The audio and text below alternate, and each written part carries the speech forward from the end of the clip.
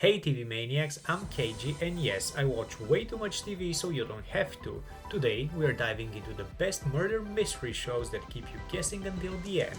No endless scrolling, no half-baked whodunits, just the most gripping, binge-worthy mysteries worth your time. We've got everything from haunting small-town crimes and psychological thrillers to globe-trotting investigations and clever modern twists on the genre. Whether you're into slow-burn detective stories, mind-bending puzzles, or the kind of reveals that make you yell at your screen, there's something here for you. And as always, I'm here to cut through the noise and get you straight to the good stuff. Lies mask you from me.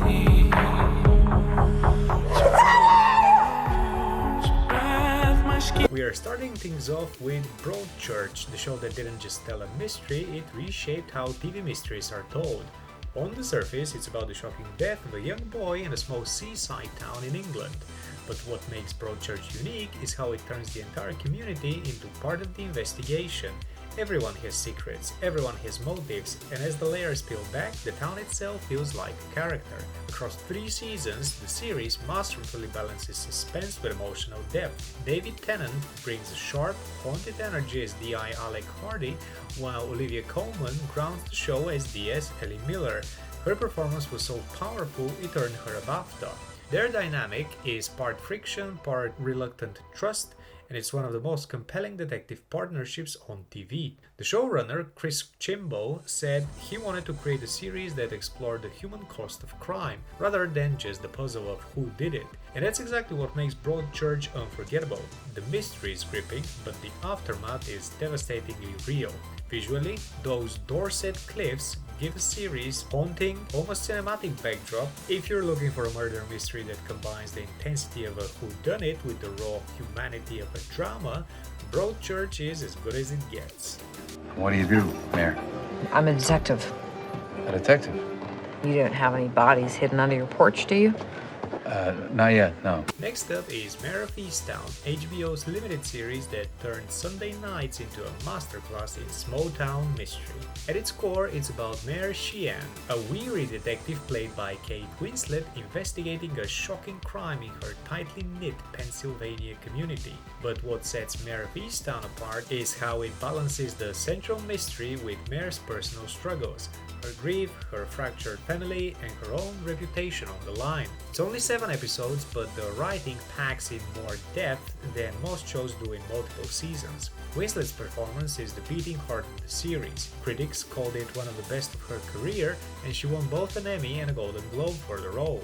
She's not your standard TV detective. Mare is blunt, flawed, even unlikable at times, but always real. The supporting cast is equally stacked. Evan Peters brings surprising nuance as a young detective who partners with Mare, and Julianne Nicholson's turn as Mare's best friend became one of the show's most talked about elements by the finale.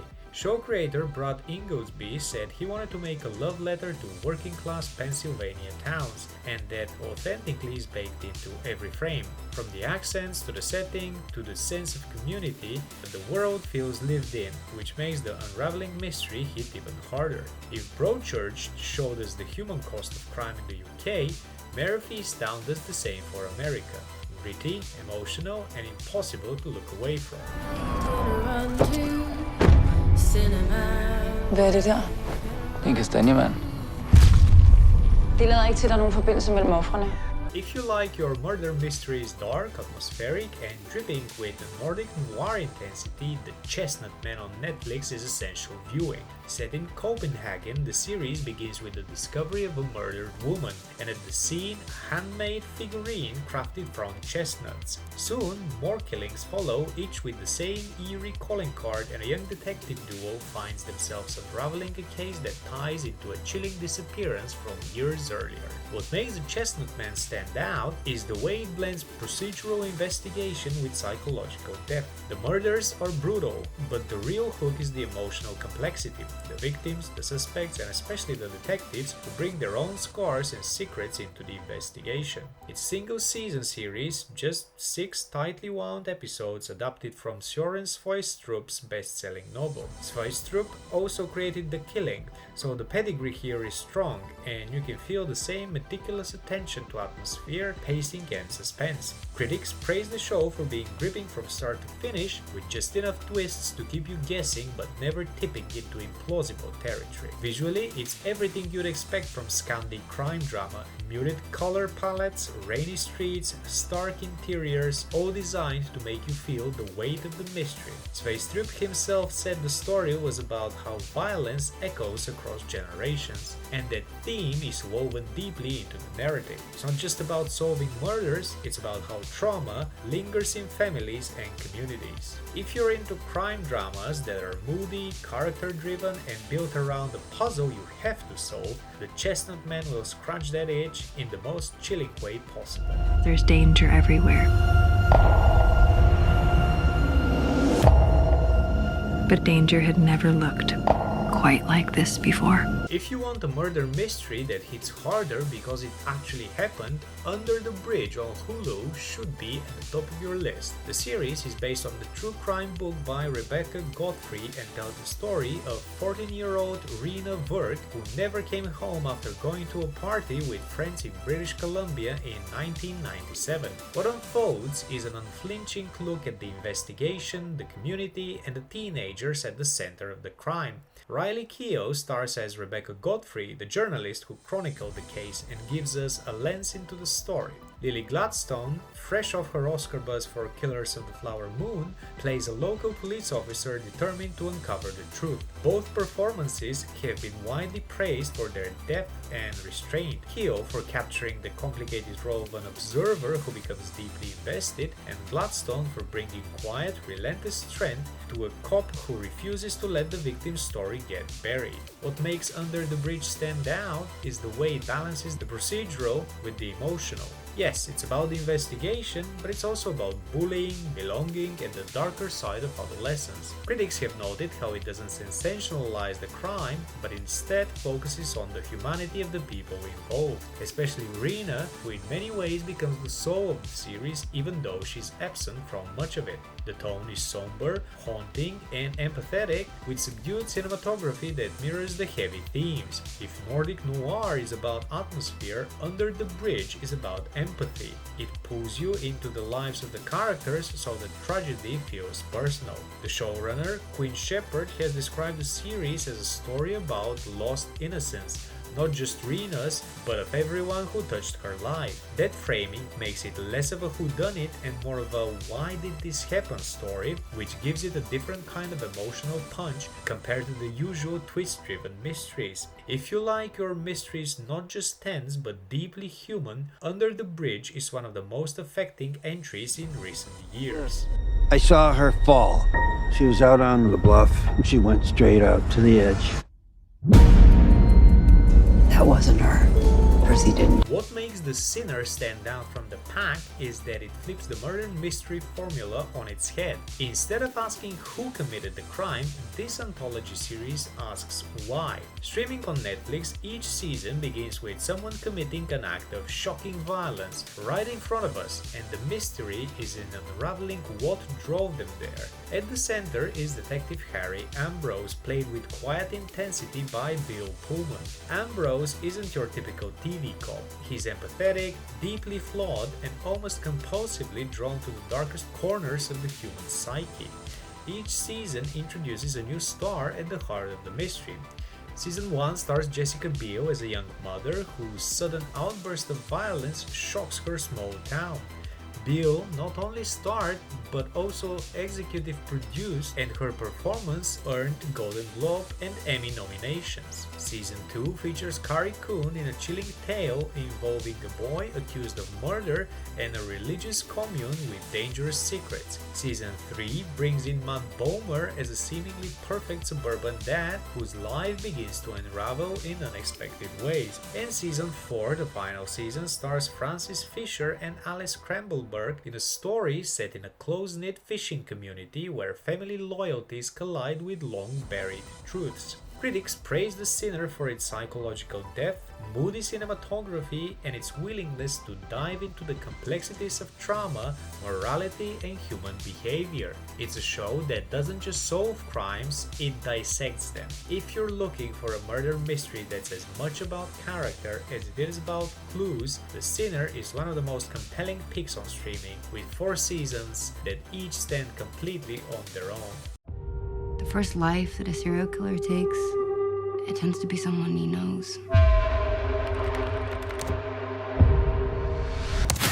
If you like your murder mysteries modern, sleek, and socially aware, A Murder at the End of the World is one of the boldest takes in years. This FX and Hulu limited series follows Darby Hart, played by Emma Corrin, a Gen Z amateur sleuth and hacker who's invited to a reclusive billionaire's remote retreat. When one of the guests turns up dead, Darby has to use her mix of tech savvy and detective instincts to uncover the killer, all while trapped in a stark, isolated setting where no one can be trusted. The cast is stacked. Clive Owen plays the enigmatic tech billionaire who hosts the retreat. Harris Dickinson plays Darby's partner in crime solving and love, and Alice Braga, Joan Chen, and Jermaine Fowler round out the eclectic group of suspects. What sets this show apart is its blend of classic whodunit tension with modern themes. Instead of just locked room suspense, weaves in ideas about technology, surveillance, power, and who gets to control the future. The directing duo Britt Marling and Zhao Batmanglish, best known for the OA, created the series, and critics have praised their distinct, eerie style. Marling herself appears in the show, adding even more intrigue. Visually, it's icy, minimalist, and atmospheric, a mystery that feels as stylish as it does unsettling. And with only 1 season, it's the perfect binge if you want something tightly wound with a payoff that sticks. If you're into shows that mix Knives Out energy with Black Mirror style unease, A Murder at the End of the World deserves a spot on your list. Who are you? I'm Holder from County. Oh, you Lyndon? Yeah, I'm Linda. School kids on a field trip this morning. If you like your murder mystery slow burn, atmospheric, and emotionally raw, The Killing is essential viewing. This AMC and later Netflix series, adapted from the Danish drama with the same name, follows homicide detective Sarah Linden, played by Mare Enos, and Stephen Holder, played by Joel Kinnaman. The show is set in rainy Seattle, and honestly, the weather becomes a character in itself. Every frame drenched in gloom that mirrors the emotional weight of the cases. The first 2 seasons revolve around the murder of a teenage girl, Rosie Larson, and what makes it unique is the deep dive into the victim's family. It's not just about who done it, but how a single crime fractures an entire community. Linden and Holder are a fascinating pair, her obsessive, emotionally intense style constantly clashing with his sarcastic, street-smart approach. Critics and fans still rave about their dynamic, with Enos and Kinnaman delivering career-defining performances. Season 3 takes on a grim string of murders tied to runaway teens, while Season 4 shifts to an exclusive military academy. Each case feels self-contained, but is tied together by the messy, complicated partnership at the heart of the series. What's especially noteworthy is how The Killing influenced later prestige mysteries. Its methodical pacing, rainy Pacific Northwest noir aesthetic, and emphasis on grief and trauma paved the way for shows like Broadchurch and Mare Of Easttown. And if you're wondering about the stars, both Enos and Kinnaman have praised how the show gave them space to play flawed but real characters, which is exactly what makes their performances so gripping. With 4 seasons, it's the kind of show you don't just watch, you sink into. Just don't expect quick answers. The Killing is about the cost of searching for truth when every discovery only makes the darkness deeper. John, you're a soldier. It's gonna take you a while to adjust to civilian life.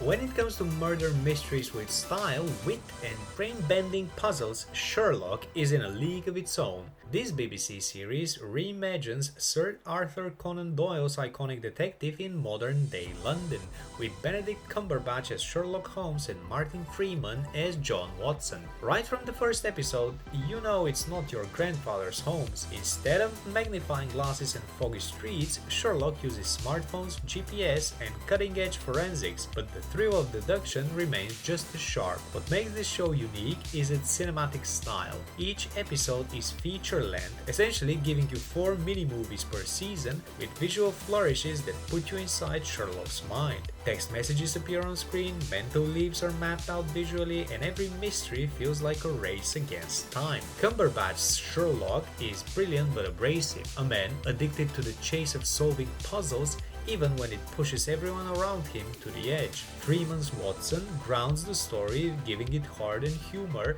and their chemistry was so strong it earned them both BAFTAs and Emmy Awards. The mysteries themselves are a mix of classic Holmes tales with fresh, high-stakes twists. From impossible murders to shadowy criminal masterminds, the show always balances logic with suspense. Critics praised its clever writing, lightning-fast pacing, and dark humor, calling it one of the best modern adaptations of the character. Running for 4 seasons plus a special, Sherlock isn't just a whodunit, it's a high-octane character study about obsession, friendship, and the costs of brilliance. So if you're a murder mystery fan who wants clever twists wrapped in slick, stylish storytelling, Sherlock will hook you from the very first case. Some people come to Alaska to escape, get away from something.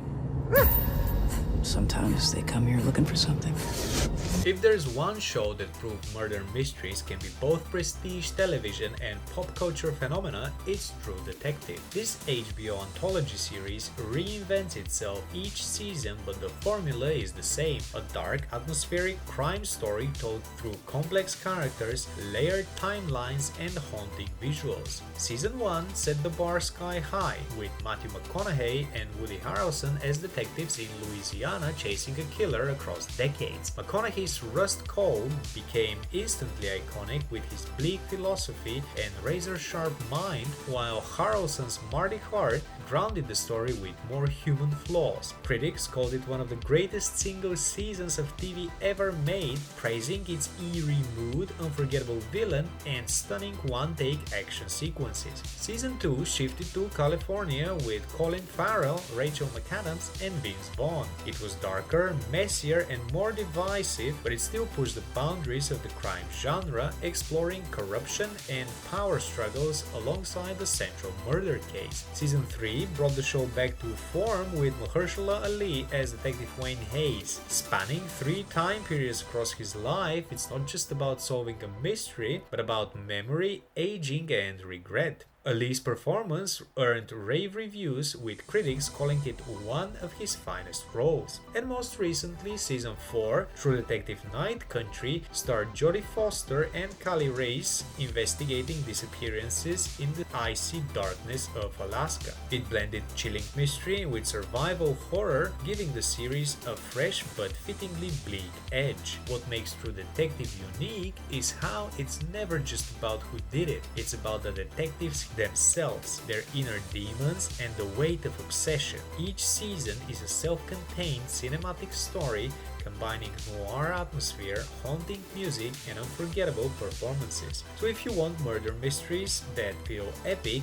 atmospheric, and deeply human, True Detective isn't just a must-watch, it's essential.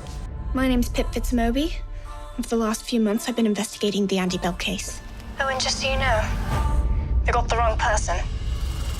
Sometimes the most gripping mysteries don't start with a seasoned detective. They start with a teenager who refuses to stop asking questions. That's the hook of A Good Girl's Guide to Murder, the BBC Netflix adaptation of Holly Jackson's hit YA novel. The series follows Pip Fitzmoby, played by Emma Myers, yes, Enid from Wednesday, as a whip-smart student who decides to reinvestigate a closed murder case in her small town. On paper, it's an open and shut tragedy. A girl named Andy Bell was murdered and her boyfriend Sal supposedly confessed before taking his own life. But Pip doesn't buy it. The deeper she digs, the more secrets she uncovers, and the more dangerous it gets for her. What makes this one stand out is its mix of classic murder mystery structure with a modern teen-driven energy. Critics are already calling it a clever, bingeable thriller that balances dark subject matter with sharp humor and relatable characters. Myers' performance is a standout. Critics note how she brings both warmth and determination to Pip, making her easy to root for as the stakes keep rising. And with its huge built-in fanbase from the best-selling book trilogy, A Good Girl's Guide to Murder is set to be one of the most talked about mystery shows of the year. It's not just for YA fans though. If you love puzzles, twists, and an underdog detective you can really cheer for, this one deserves a spot on your list. And that wraps up our deep dive into the best murder mystery series to keep you guessing until the very end. From brooding detectives and small-town secrets to teen sleuths and gritty anthologies, those shows prove there is nothing more addictive than trying to piece together the truth before the final reveal. If you've got a favorite mystery series I missed, drop it in the comments. I'd love to hear what kept you up all night guessing. And if you're new here, make sure to hit subscribe and ring the bell so you never miss the next round of recommendations. And remember, sleep is optional if there's one more episode.